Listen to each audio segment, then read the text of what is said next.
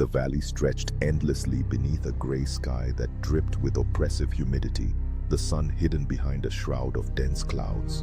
Mist swirled through the gnarled branches of ancient trees, whose roots twisted like skeletal fingers through the earth.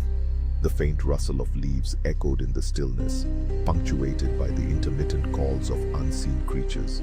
It was a sound that was both haunting and familiar, like a lullaby sung by some forgotten entity. This was a place known to few, spoken of in terse, fearful whispers. Hollow Creek. Lucas Trent shuffled his tired feet along the derelict path that meandered through the valley.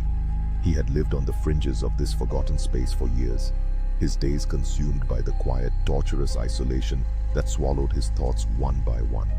Once a burgeoning scientist, the lure of the unknown had drawn him to Hollow Creek, where tales of uncharted phenomena danced through the air like the spectral mist. But curiosity can be a fickle companion, and now as he looked around, he couldn't shake the feeling that the valley was alive, watching him as he moved deeper into its embrace. For days, Lucas had amassed notes of peculiar occurrences, faint lights flickering beyond the tree line at dusk, strange sounds resonating through the stillness during the witching hours, and the unshakable feeling that he was not alone in this pursuit. Shadows seemed to lengthen, twisting in on themselves, hinting at a presence just out of sight. Each night felt like a confession, as he scrawled in his journal the troubled thoughts that plagued him. He couldn't tell if it was reports of deteriorating mental acuity or the valley itself that began to poison his mind, but a gnawing dread clawed at him, whispering that he was trespassing into something far grander than himself. By the fourth day, the flickering lights had intensified, pulsing rhythmically in the distance, a stark contrast to the stillness around him.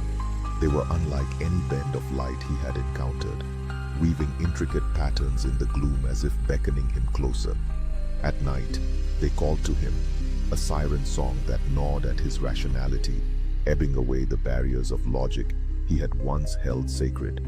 He began to feel the world shifting, distorting the very essence of existence, as if the fabric of reality were a fragile membrane, ready to tear under the slightest tension. Every night, Lucas felt the walls of his perception quaking. Shadows morphed into furtive gropes of darkness, matching the rhythm of the pulsing lights, and soon he concluded they were connected, a symbiotic horror at work beneath the surface. On the fifth night, sleep eluded him completely.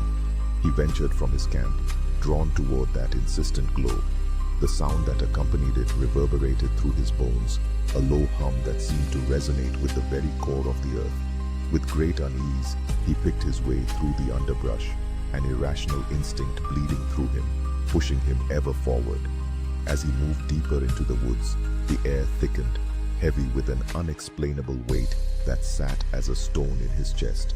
The lights pulsed brighter, bathing the ground in a surreal shifting spectrum, casting jagged silhouettes that danced mockingly around him. Lucas felt disoriented, unmoored from the world he knew. The very ground beneath him thrummed with a sentience that he could almost grasp, and it sent shivers coursing through his spine.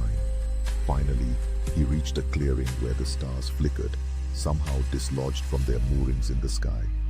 The lights converged above an ancient altar of stone, its surface adorned with symbols he could not comprehend, etched long before humanity's first breath.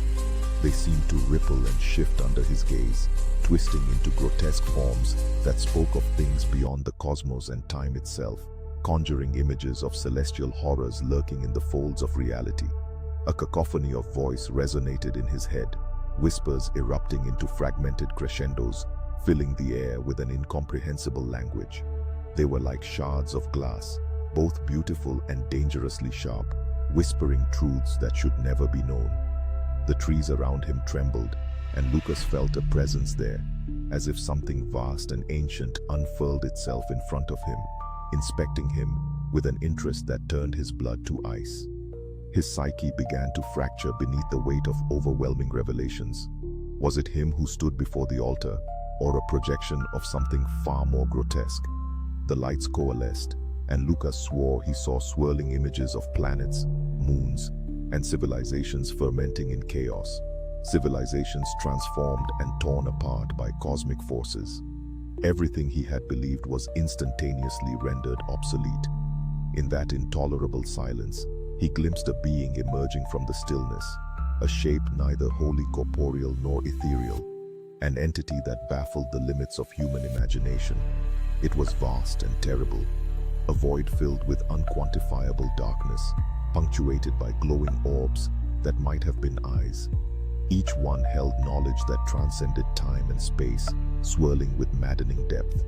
They pierced through Lucas's fragile sanity, awakening fears deeper than he had ever known. The very core of his existence wavered as he stood in that clearing, and he found himself questioning whether he had ever truly existed outside this ephemeral dance of light and shadow, matter and thought. Doubt crept in, whispering that perhaps he was not meant to see this, that to glimpse the unseeable was to invite the very dissolution of self. He staggered back, his heart racing wildly, fighting against the urge to surrender to madness. As the entity drew nearer, he felt his thoughts undulating and spilling into the ether like smoke from a forgotten fire, opinions and memories dissolving along with his past. He fell to his knees, breathless, horrified by the sheer magnitude of what lay before him. His own mind screamed for reason, but reality was fracturing, layers peeling away as he felt that familiar presence clawing at the edges of his consciousness, seeking entry and dominion. Lucas's final moments of lucidity fractured, each piece spiraling into darkness, thoughts cascading like autumn leaves in a tempest. He could taste the bitterness of futility accumulate upon his tongue, the realization that he was but a fleeting whisper in the grand cacophony of creation, a wisp of smoke snuffed out under the weight of something that should not exist. Then, without warning, the lights dimmed, pulling back into darkness as the entity enveloped him, following him through the void he had now conjured in his mind amongst the fragments of stars and echoes of lost civilizations. Consciousness began to slip away like sand sliding through his fingers. When he opened his eyes again, there was only the pulsing glow lighting the altar before him, but no sign of the entity. What lasted was a profound, paralyzing weight, the aftermath of revelation. The trees around him swayed strangely, their roots twisting within the earth as if they felt the disturbance wrought upon time. Lucas felt himself drifting, his thoughts muted as the valley grew silent, save for the faint echo of that unnameable song. It no longer beckoned him, it enveloped him instead, for he was now part of it, caught in the embrace of Hollow Creek. He could no longer tell if he had transcended or simply succumbed. The valley, the entity, and the light became indistinguishable from his psyche, melding into a fusion of dread and yearning. Lucas was left, an unspoken part of the mythos lurking beneath the surface, a whispered rumor of existence in the shadows of the valley. And within the deepening night, somewhere in the ether of the cosmos, the valley continued to pulse, a heartbeat of dread, awaiting the next curious soul drawn towards its infinite, twisted embrace.